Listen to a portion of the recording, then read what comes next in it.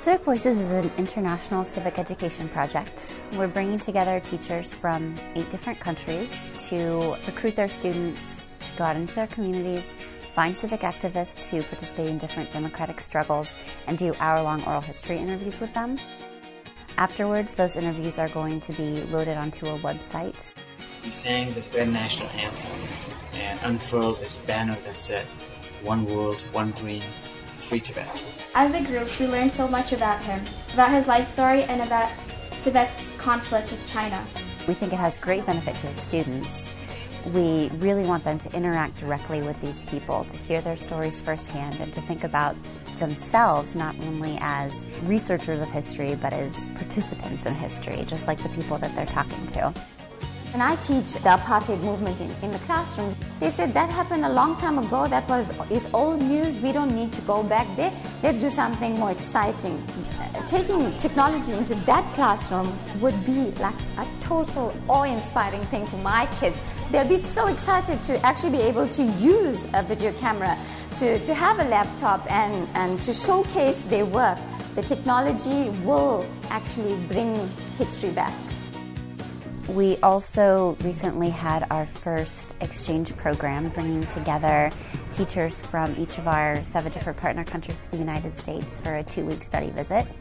They had the chance not only to observe how American teachers interact with their students and conduct their classes, but they had a chance to get in and teach a lesson for students, which gives students a chance to talk to somebody who they may never have talked to otherwise, and to interact with a teacher from a different country. I think that it's a great idea because all over the world teachers have the same problems with education, with the kids. These are the students that have been involved in the project for Civics Voices, and we're very happy that they have the opportunity to share their videos and their transcripts with you.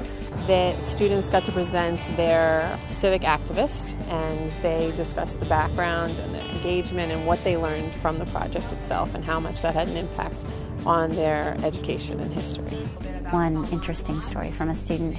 She was a Pakistani immigrant, and she found a Pakistani activist who she had admired and nominated that to be the person who they interviewed. And had to come back into the music world. Well, we stood us up to our God. And as she took this leadership role in her group to do the interview, and it's really influenced not only that class, it's breathed new life into academia for her. On the Protestant sector, we would paint on gable walls at the side of buildings to show our identity, to show our problems, to show our vision of the future. We found pupils eager to learn, eager to find out. I had kids there today who have English as a second language, and they were all motivated. We're going back to try and get more teachers involved, try and get them interested in the project. See, it doesn't have to be civics, it can be English, it can be history, it can be religious education. We feel the Civic Voices program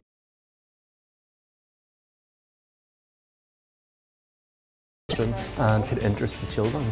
It's the first massive non-violent movement in the Philippines to fight with the dictatorship. It has been a very insightful and exciting 2-week adventure in the United States. It's not just workshops, it's not just seminars and talks. It was also very good to interact with other educators from the other participating countries. We got to know about the progress of the project in their countries, the challenges, the possibilities. As a teachers union, we have a very particular role to play in which our members mold the young minds of the next generation.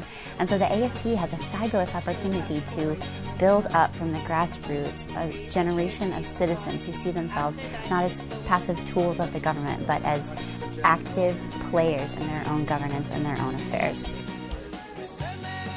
The address is www.civicvoices.org. It actually has 2 civic education projects living on it right now, Student Voices and the International Democracy Memory Bank. So both have a lot of resources. For teachers, there's a project resources section in there that has a lot of different activities, lesson plans, handouts, things that they can use with their students.